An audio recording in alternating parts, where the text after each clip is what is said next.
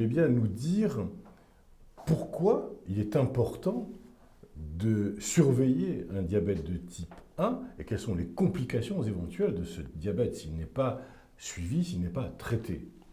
Alors, le diabète de type 1, la complication majeure est qu'on ne peut pas vivre sans insuline. Donc, si quelqu'un décide, pour une raison ou pour une autre, alors qu'il a un diabète de type 1, de ne pas injecter d'insuline,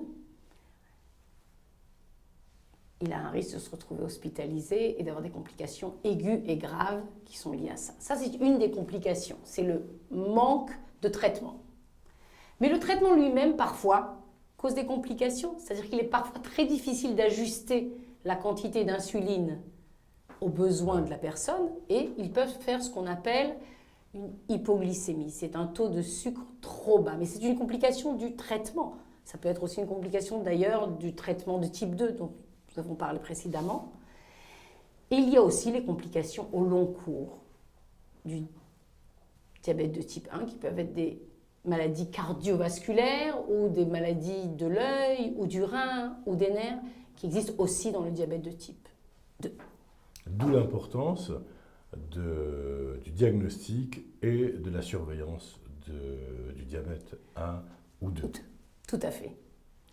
Et je pense qu'il faut avoir une vue optimiste de ces maladies. Il y a toute une théorie aujourd'hui qui s'appelle la salutogénésis, qui est de voir dans les maladies le côté positif qu'ils peuvent apporter à la personne qui l'a.